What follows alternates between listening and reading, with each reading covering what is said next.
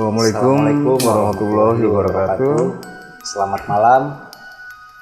Selamat datang kembali di Ranah Jawa. Untuk episode kita kali ini kita coba mengangkat artikel tentang lokasi syuting sebuah film. Dan filmnya ini lagi viral. Lagi tayang di beberapa tempat. Sebagian kawan-kawan sudah ada yang nonton film Pengabdi Setan 2. Kita coba angkat tentang lokasi dan sejarah dari bangunan yang ada di film itu. Rusunnya khususnya. Bagaimana tentang cerita asli dari sejarahnya. Tetap di sini, jangan kemana-mana. Oke, kita coba bacakan artikel nih ya. Artikel yang udah disusun ya, makin kreatif gitu. Tentang Rusunami film Pengabdi Setan 2. Jadi kita yang mau angkat sejarahnya apa? Sejarah, terus mungkin ada sedikit cerita kali di balik proses syutingnya mungkin ya, juga nggak tahu. Lokasi rusun film Pengabdi Setan 2 yang belakangan ini ikut menjadi sorotan publik dan banyak dibicarakan. Ternyata lokasi rusun tempat pengambilan syuting ini berada di wilayah perbatasan Jakarta Timur dan Bekasi. Rumah susun sederhana milik atau Rusunami itu bernama Kalimalang Residen. Tepatnya rusun ini berada di belakang Pasar Sumber Arta, Bekasi Barat, Jawa Barat. Inilah yang menjadi lokasi syuting film Pengabdi Setan 2 Komunion, besutan sutradara Joko Anwar.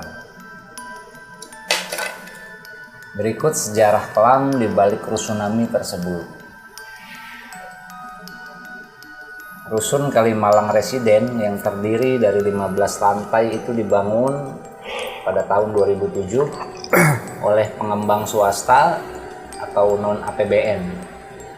Namun proyek rusun tersebut akhirnya terbengkalai pada tahun 2009 dan digagas oleh Kementerian Perumahan Rakyat atau Kemenpera yang kini digabung menjadi Kementerian PUPR. Dan untuk diketahui, program 1000 Tower diresmikan oleh Presiden SBY. Program itu dicanangkan sebagai program bersubsidi bagi masyarakat berpenghasilan rendah agar punya hunian layak dengan harga terjangkau di pusat kota. Namun sayangnya, program yang tadinya telah direncanakan oleh pemerintah ini tiba-tiba berhenti dan dibiarkan kosong alias terbengkalai sampai saat ini. Kita stop dulu ya. Jadi kalau dari sumber artikel ini kan dibangunnya tahun 2007. Terus mangkraknya di tahun 2009. Lumayan juga mangkrak ya, 2 tahun. Terus kenapa tempat ini yang dijadiin lokasi syuting ya? Menurut lo gimana? Ya karena mungkin kalau sampai tahun 2002 itu sekitar 15 tahun ya, ada ya? Kurang lebih 15 tahun. Dan emang nggak ada yang emang nggak ada kehidupan mungkin di situ, dan juga apa namanya, pas lah mungkin kalau dilihat dari apa namanya, lokasi, kondisi ya. Tapi lo udah nonton belum? Ya udah sih, udah. Seru. Emang seru sih, cuman dari yang udah explore ke situ gitu ya, ngerasain juga, berasa itu suasana mistisnya pas dia di dalam. Terus yang pas dia masuk ke lantai bawah tuh ya, yang adegan yang di situ yang 3 anak kecil Oh, yang ketiban lift. Oke. Emang apa ngerasain ini sih apa namanya suasananya gitu ya berasa sih memang ya, apalagi ditambah lagi dengan apa namanya sugesti yang udah nonton filmnya gitu pasti ngerasain kayak bener-bener nyata gitu. Itu memang sengaja mungkin ya nih sutradara cari lokasinya yang begitu adanya, itu natural. Iya. Kita lanjut aja ya bacanya. Oke, lanjut aja. Rumah susun yang menjadi latar belakang tempat lokasi syuting film Pengabdi Setan 2 ini memang mampu membuat semua orang merasa sangat ketakutan. Pasalnya, rumah susun yang tak berpenghuni tersebut membawa kesan horor dan dikenal cukup angker, serta suasana sunyi yang membuat siapa saja pasti tidak betah tinggal di area tersebut.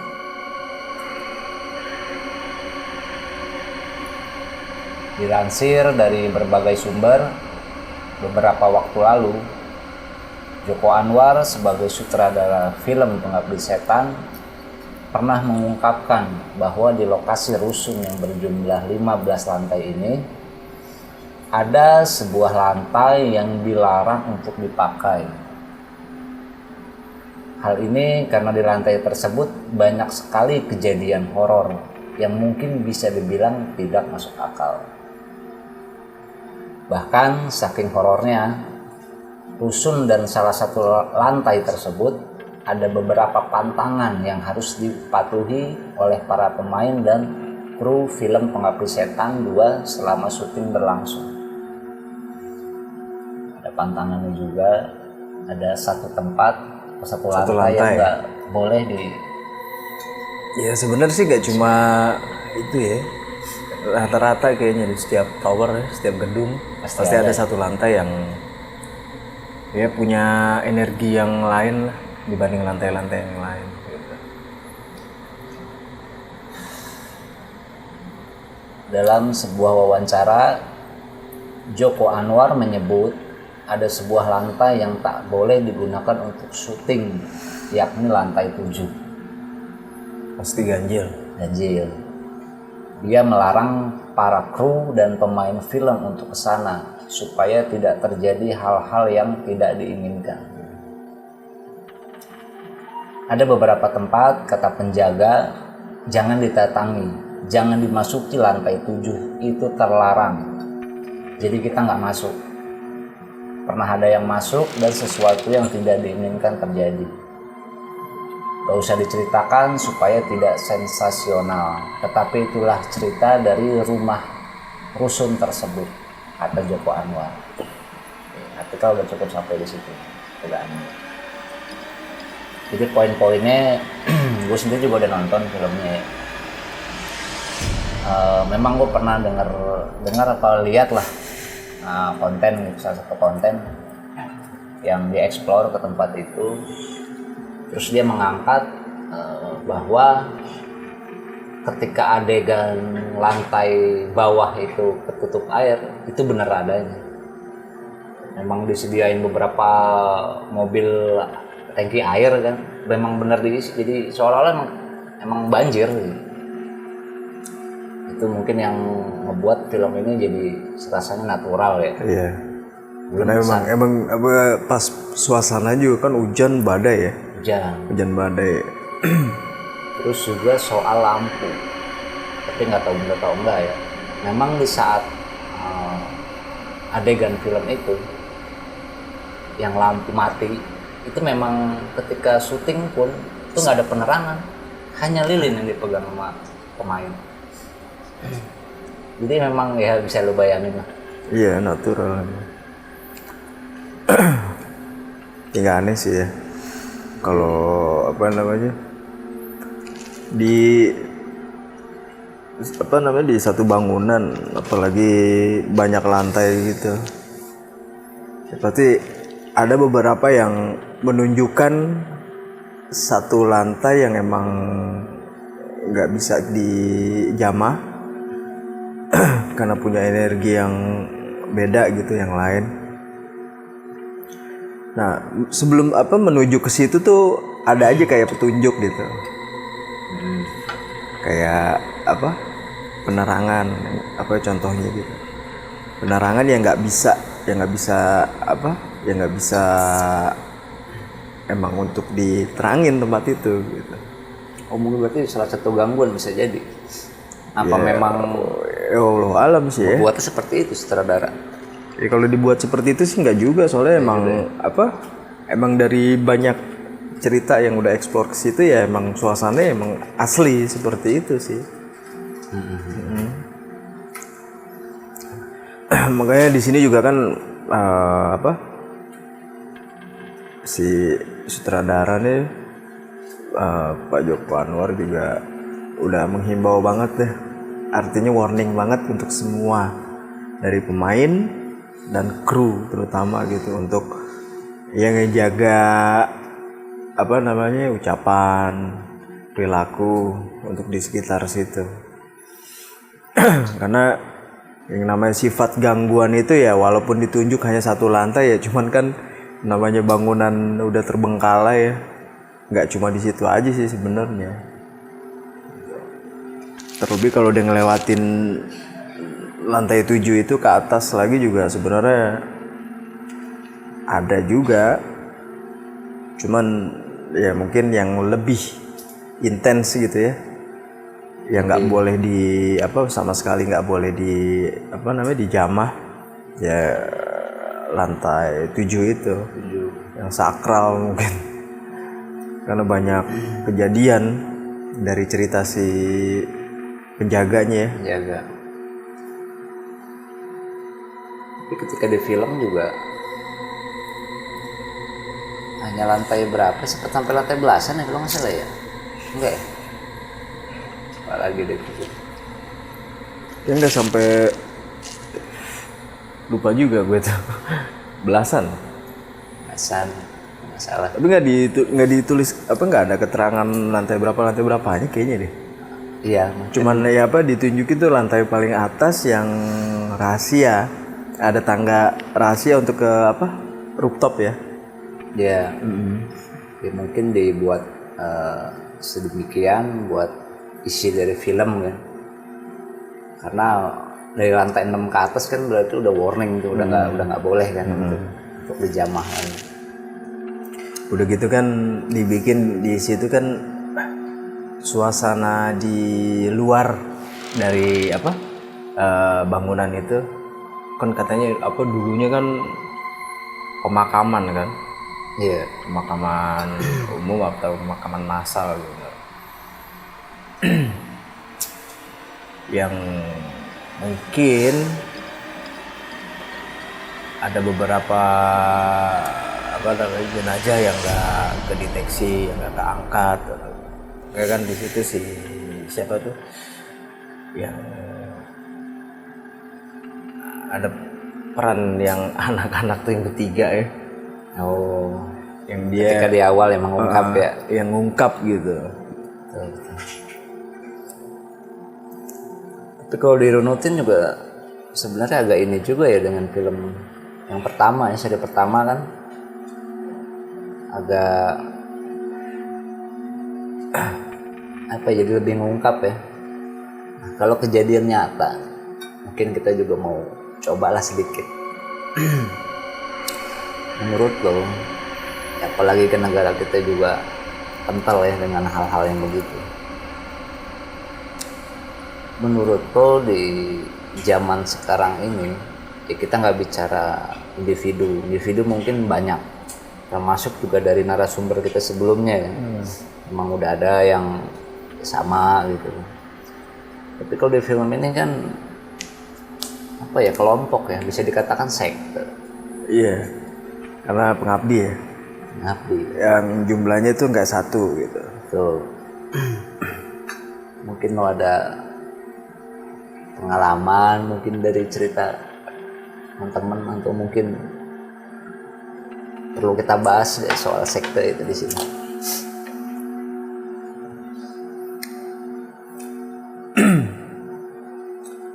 Ya banyak sih kalau yang kayak begitu yang masih ngikutin apa? Kayak aliran-aliran yang menuju ke arah sana gitu. Kayak apa namanya? Satu kelompok yang mempercayai satu hal dengan tujuan tertentu. Iya. Karena ada satu apa keinginan atau permintaan gitu dari kelompok itu yang mensakralkan satu tempat misalkan, ya kan?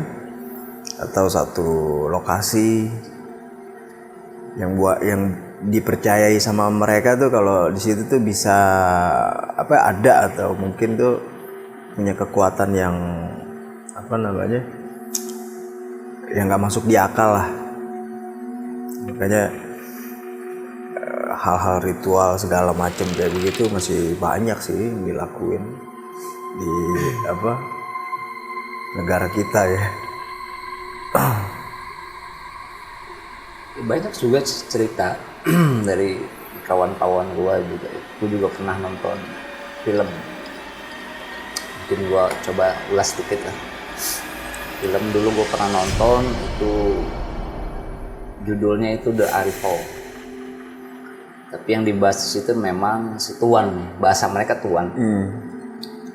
Tuan itu kan yang bermata satu. Itu udah dari zaman dahulu, dari zaman Mesir, kemudian ya sampai pemimpin-pemimpin elit lah bahasa. Itu memang mereka punya agenda sendiri. Udah banyak pula lah konten yang ngebahas soal itu. Tapi khususnya di Indonesia, dan gue juga pernah baca itu salah satu buku sekarang pengarangnya udah almarhum. Dia ngebahas tentang soal satu bangsa yang apa ya, yang teknologinya juga udah maju. Padahal itu nenek moyang kita bahasanya. Tapi dari sisi itu ada juga perdebatan yang mengatakan kalau sekte-sekte seperti itu di Indonesia pun udah kental. Ya mungkin boleh gue sebut lah Freemason biasanya mereka menyebut. Itu yang gue lihat dari film itu ya. Itu film dokumenter, banyak juga bukti-bukti yang diungkap di situ. Jadi nyata juga ya. Jadi nyata. Dan memang di Indonesia mungkin ya apalagi di kita kan percaya dengan hal klinik ya. Jadi lebih mempertegas soal itu. Ya banyak hal sih yang bisa kita ambil gitu kan dari beberapa cerita orang, dari cerita artikel, dari konten juga kawan-kawan yang mungkin lebih paham ke arah situ ya. Tapi dengan adanya film ini ya satu sisi jadi kan mengingatkan lagi bahwa emang di Indonesia ini nggak jauh dari hal-hal seperti ini. Ya malah banyak memang gitu. Cuman ya ada yang terang-terangan, ada juga yang apa namanya menutupi.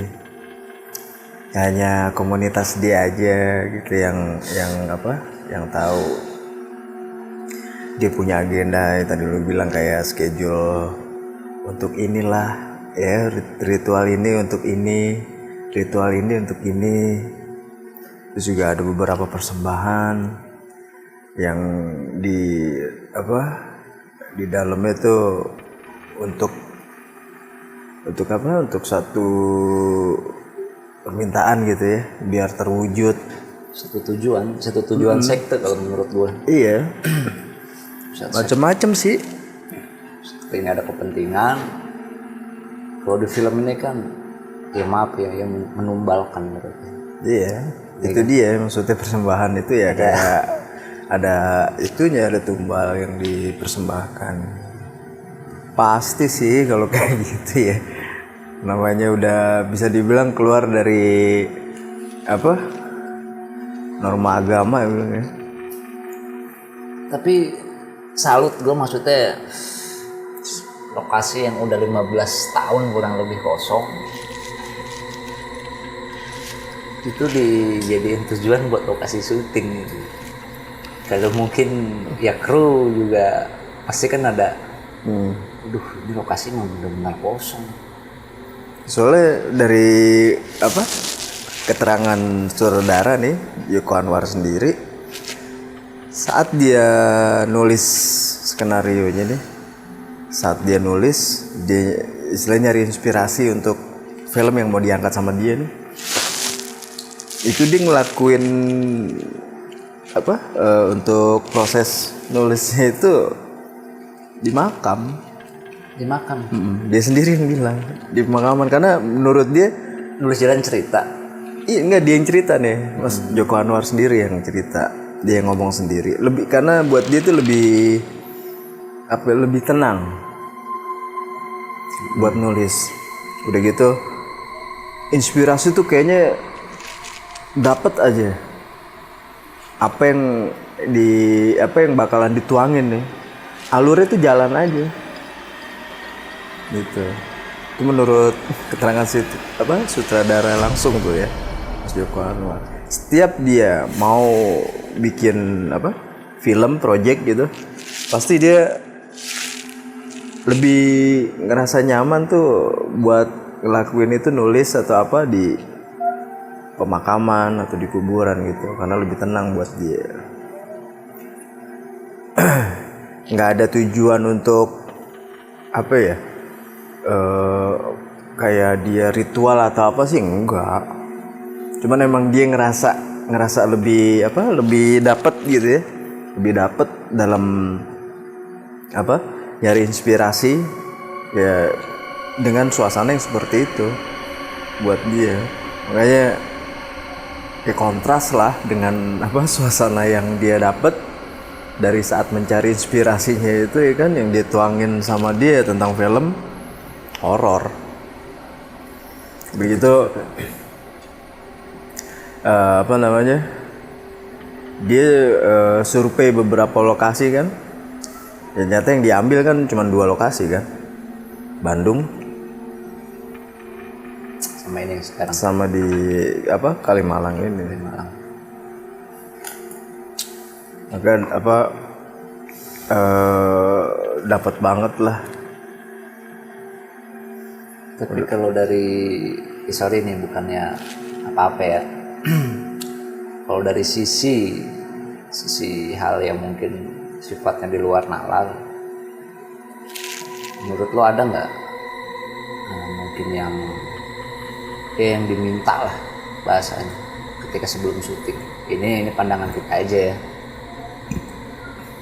Ya kalau untuk seperti itu sih wallahu alam ya, cuman dimanapun ya pasti kayak ritual yang seperti itu mungkin gak terlalu diinin juga ya sama sama si sutradara atau si pembuat film. Tapi kalau ritual kayak permisi untuk berdoa bersama segala macam kayak gitu ya udah lumrah lah. Dan kalau kayak ada persembahan atau yang dipinta kayak gimana, berarti kan ada sesuatu ya kan yang bisa dibilang ya sakral. Kalau udah ada persembahan kayak gitu, dia pun juga nggak mau ambil resiko karena terlalu terlalu ekstrim kalau sampai ada yang diminta seperti itu ya, karena dia udah misalkan nih udah memenuhi nih ya kan, tapi kalau emang kenyataannya masih ada hal gangguan, bahkan mungkin bisa merugikan gitu, apalagi talentnya nih, para pemainnya gitu yang dirugikan, otomatis dia pun juga ngerasa rugi dong. Gitu. Makanya untuk kalau ada yang dipinta kayak begitu ritual, kayaknya sih enggak. Tapi soal ya kita bicaranya backup mungkin dengan konotasi orang-orang yang bisa udah pasti ada di sana. Kalau itu sih udah istilahnya minta disterilin dulu. Pasti ada. Pasti ada kalau kayak gitu. Cuman kalau untuk hal yang kayak gitu dia juga nggak mau ambil risiko lah ya, karena dengan kayak begitu berarti kan ada apa ya, ada yang kuat nih di sini gitu, energi yang benar-benar kuat yang emang nggak bisa di apa namanya dijamah. Kalaupun secara nggak sengaja kita kan namanya manusia ya, ada keteledoran atau lupa atau gimana ya kan itu bisa ngebahayain banget. Nah, jadi lebih meminimalisir resiko ya. Iya. Terus juga kesat angker tetap dapat. Iya. Udah gitu kan di situ dibikin sama apa sutradara. Ini kejadiannya di tahun 19 berapa? Aku lupa deh untuk tahunnya. Ya pokoknya karena di situ kan dari apa namanya eh, properti, ya properti yang digunain dari mobil-mobilnya itu kan ya zaman dulu banget gitu, kayak tahun 80-an. Iya, yang lebih. Ya kan, dari apa bis PPD masih ada, ya kan, terus taksi yang kuning tuh masih ada. Jadi bikin suasana di tahun itulah ya, nggak menunjukkan kalau itu tuh 15 tahun yang lalu gitu. Tapi lebih dari itu. Terus kayak lagu juga, itu lagu bener ya, lagu ngebawa kita balik ke masa masuk lalu ke dalam lagi ya. begitu horornya dapet gua akun. Ya keren emang apa salut sih sama Mas Joko Anwar nih bisa bikin film ya. Setiap bikin film horor dia spesialis lah bisa dibilang untuk di Indonesia gitu. Padahal dia sendiri bukan lulusan dari perfilman atau broadcast. Oh, backgroundnya. Iya, backgroundnya dia tuh. Tapi karena apa? Karena dia suka sama seni, ya. Karena dia suka sama seni, terus dia apa coba mendalami. Akhirnya feel yang dia dapat di sini ya untuk film horor yang buat dia tuh boom. Karena itu dia apa yang dia buat nih sampai akhirnya dituangkan ke apa beberapa filmnya gitu ya. Ya alhamdulillah sampai ini gong lah. Kita juga tahu lihat secara alur filmnya kan. Sebenarnya ada yang mau gua bikin penasaran itu di endingnya itu yang pasangannya itu. Cuma ya mungkin gak usah dibahas lah, takutnya jadi spoiler film. Iya. Kita salah atau kayak gimana kayak enak. Kawan-kawan ya silakan ditonton deh filmnya, wah sangat menarik ya. menarik banget. Lagi khusus pencinta film-film horor, wajib ditonton. Ya, karena dari apa namanya dari kejadian nyata nih ya, maksudnya yang nonton itu banyak yang mengalami juga hal-hal mistis juga ya, seperti kesurupan ya kan. Itu kayaknya nggak tahu gimmick apa emang bener tapi dapat banget gitu. Ya khususnya mungkin kalau ada ya penonton-penonton yang ya katakanlah ya agak sensitif ya. Mungkin ada. Gue juga pernah dengar tuh cerita dari kawan gue. Jadi ketika dia nonton itu ada sosok hitam di bawah, perempuan di bioskopnya ini. Yang tadinya dia pikir ini si penjaga yang wanita itulah yang pegang-pegang kartis. Sampai ending film itu enggak. Nah itu pakai gaun hitam. Jadi kayak renda-renda hitam ngadep ke layar. Sampai akhirnya dia ngomong ke temannya, lu lihat nggak? Di saat film lagi jalan, enggak, aku nggak lihat. Oh, udah fix sih. Entah mungkin sosok yang ada di bioskop ataupun apa ya. Itu nyata tuh kawan gua ngalamin. Ya namanya kita bisa tahu lah ya suasana bioskop kayak gimana. Gitu. Ya kan? Bangunan apa berbentuk ya namanya teater ya. Satu pertunjukan gitu di situ kan. Udah gitu apa suasana lampunya juga kan. Hawanya ya hampir semua sih kalau gue bilang ini nggak aneh sih ya, setiap bioskop kayaknya bang ada karena kita kan nggak tahu sejarah pembangunannya.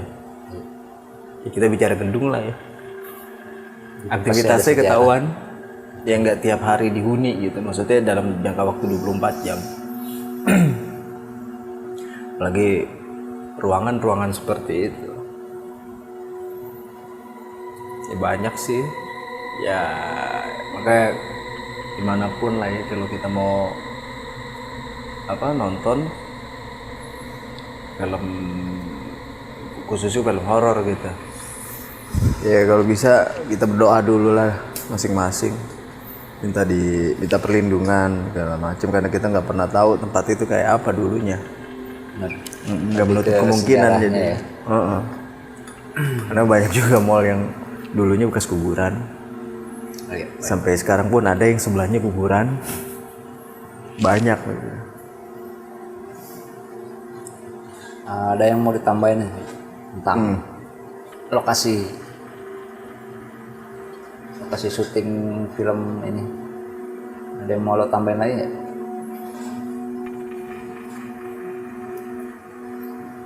Tapi ya cukup kayaknya. Cukup ya. Oke, kawan-kawan.